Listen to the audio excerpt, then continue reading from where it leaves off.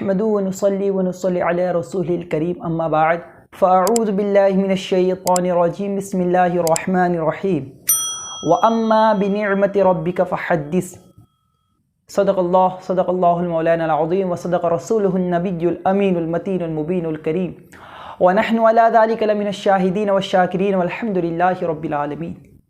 मेरे प्यारे इस्लामी भाइयों, आज हम उस ज़ात के बारे में जानेंगे, उस ज़ात के बारे में हमें समझना है कि जिसके बारे में अल्लाह इरशाद फरमाता है व अम्मा बिनिअमति रब्बिका फ़हद्दिस, और ऐ महबूब अपने रब की नेमतों का खूब चर्चा करो।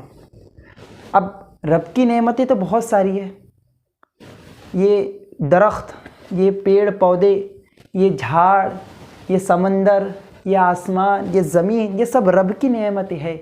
लेकिन इन नेमतों में सबसे अजीम नेमत जो है वो अल्लाह के रसूल सल्लल्लाहु अलैहि वसल्लम की ज़ात पाक है।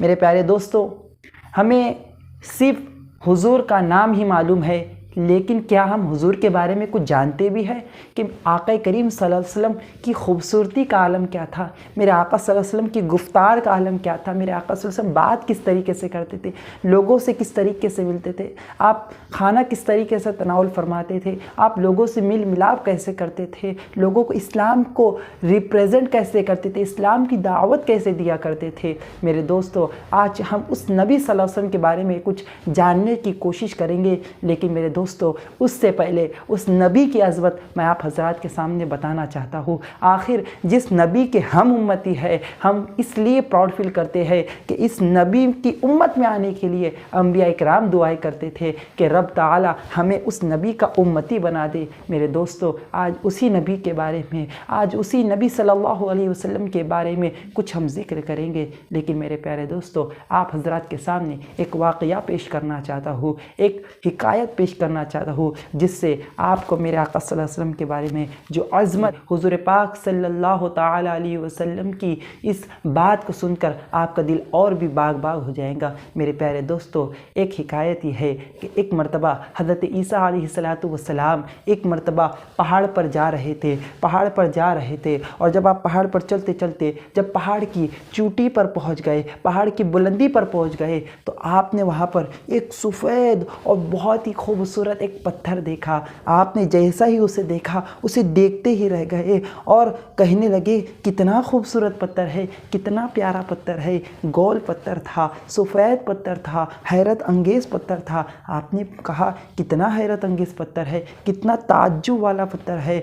मेरे दोस्तों, जब हज़रत ईसा अलैहिस्सलाम ने ये कहा, गैब से आवाज़ आई, ईसा क्या तुम इससे भी ज़्यादा हैरत वाली चीज़ देखना चाहते हो? हज़रत ईसा अलैहिस्सलाम ने अर्ज़ की, मौला क्यों नहीं देखना चाहता, मौला ज़रूर देखना चाहता हो। इतने में वो पत्थर फटता है।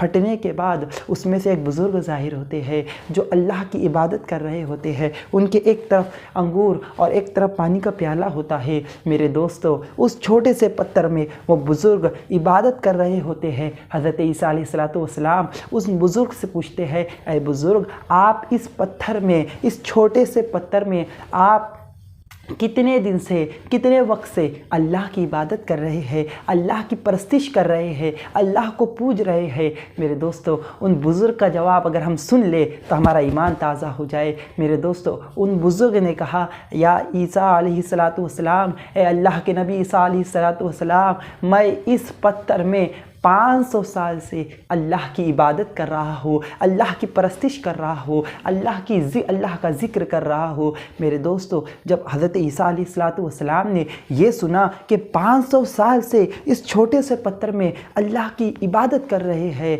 अर्ज़ की, मौला मुझे तो लगता है इससे ज़्यादा इबादत गुज़ार तेरा कोई बंदा हो ही नहीं सकता।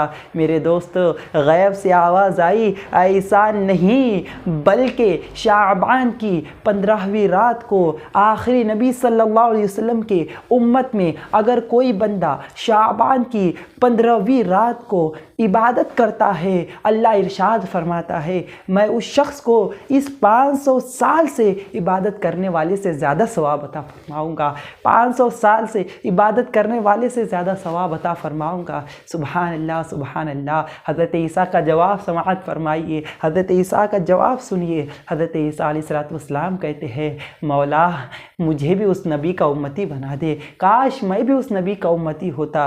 और आपकी दुआएं कबूल भी हुई। और इंशाअल्लाह अज़्ज़ व जल जब क़यामत कायम होंगी, दज्जाल अपने फितने लेकर लोगों में अब फिर रहा होगा, दज्जाल होगा, उस वक्त हज़रत ईसा अलैहिस्सलाम दमिश्क की जामा मस्जिद के पूर्वी मीनार पर उतरेंगे और फिर आप हज़रत इमाम महदी के पीछे नमाज़ पढ़ेंगे। इमाम महदी है कौन? अरे वो तो नबी सल्लल्लाहु अलैहि वसल्लम के अहले बैत में से है। हज़रत इमाम महदी के पीछे आप नमाज़ अदा करेंगे और नमाज़ अदा करने के बाद उस दज्जाल जैसे फितने को ख़त्म करेंगे। आपके औलादे भी होंगे, आपके वक्त में याजूज माजूज भी निकलेंगे। आप पहाड़ी पर कोहे तूर पर तमाम उम्मत को ले जाकर अल्लाह की बारगाह में दुआ करेंगे। अल्लाह के ताला आपकी दुआ से याजूज माजूज को भी ख़त्म कर देगा। मेरे दोस्तों याद रखिए और गौर से समाअत फरमाइए, आखिर ये तमाम फजीलतें हमें क्यों मिली?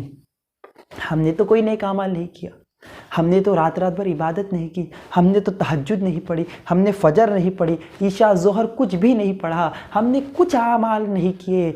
जिस उम्मत में आने की खातिर अंबिया इकराम दुआएं करते थे, हमने कुछ नहीं कहा, सिर्फ सोई हुई किस्मत जाग उठी। और आज हमें उस नबी का उम्मती बनाकर अल्लाह ताला ने इस उम्मत में उस नबी का उम्मती बनाया है। मेरे दोस्तों तो हमें क्या चाहिए? आखिर हमें क्या पता चला? इससे हमें क्या पता चलता है कि जिस नबी सल्लल्लाहु, ये जो इज़्ज़त मिली है, ये जो हमें ताज़ीम मिली है, ये उस नबी का सदका है, ये उस नबी का सदका है। तो मेरे दोस्तों आइए क्यों ना हम उस नबी सल्लल्लाहु अलैहि वसल्लम को पहचाने, क्यों ना उस नबी सल्लल्लाहु अलैहि वसल्लम को जाने कि मेरे आका थे कौन, मेरे आका सल्लल्लाहु अलैहि वसल्लम की पैदाइश का वक्त क्या था, मेरे आका सल्लल्लाहु अलैहि वसल्लम की खूबसूरती का आलम क्या था, मेरे आका सल्लल्लाहु अलैहि वसल्लम की गुफ्तार का आलम क्या था, मेरे आका सल्लल्लाहु अलैहि वसल्लम ने इस्लाम किस तरीके से रिप्रेजेंट किया, मेरे आका सल्लल्लाहु अलैहि वसल्लम ने बीवियों के साथ किस तरीके से ज़िंदगी गुजारी, आपने लोगों को किस तरीके से इस्लाम की तरफ बुलाया। तो क्यों ना हम उस तमाम चीज़ों को जानें। तो आइए इंशाअल्लाह अज़्ज़ व जल इसी चैनल पर हम इंशाअल्लाह अज़्ज़ व जल हुज़ूर पाक सल्लल्लाहु अलैहि वसल्लम की सीरत मुबारका पढ़ेंगे, हुज़ूर के अखलाक पढ़ेंगे, हुज़ूर को पहचानेंगे, हुज़ूर को जानेंगे, ताकि पता तो चले जिस नबी की हम पैरवी कर रहे हैं। कल अगर कोई पूछे भाई तुम्हारे प्रॉफिट मोहम्मद सल्लल्लाहु अलैहि वसल्लम के बारे में कुछ तो हमें बताओ, अगर हमारे पास कुछ बताने के लिए नहीं रहेगा तो हम क्या बताएंगे? तो हमें चाहिए कि हम इस नबी को जाने, पहचाने और दिल से अपने नबी सल्लल्लाहु अलैहि वसल्लम की ताज़ीम भी करें, तौक़ीर भी करें। इंशाअल्लाह अज़्ज़ व जल उस नबी की मोहब्बत के सदक़े में अल्लाह ताला हमें जन्नत भी अता फ़रमाएगा, हुज़ूर का पड़ोस भी अता फ़रमाएगा। तो आइए इंशाअल्लाह अज़्ज़ व जल इस वीडियो को शेयर करें और लोगों तक पहुँचाएँ कि जिस नबी को हम मानते हैं, जिस नबी की हम ताज़ीम करते हैं, उस नबी की ताज़ीम हज़रत ईसा ने भी की है, हज़रत मूसा ने भी की है, तमाम अंबिया इकराम ने की है। तो क्यों ना उस नबी का जिक्र करें, क्यों ना उस नबी की तारीफ़ करें। तो आइए इंशाअल्लाह अज़्ज़ व जल इस चैनल पर सीरत मुस्तफ़ा सल्लल्लाहु अलैहि वसल्लम हम पढ़ेंगे भी, सुनेंगे भी, हुज़ूर को जानेंगे भी, पहचानेंगे भी और इंशाअल्लाह हुज़ूर के तमाम चीज़ों को अप्लाई अपने अंदर करने की कोशिश भी करेंगे। तो आइए इंशाअल्लाह अज़्ज़ व जल आगे की वीडियो में समाअत फरमाइए। अस्सलामु अलैकुम व रहमतुल्लाहि व बरकातहू।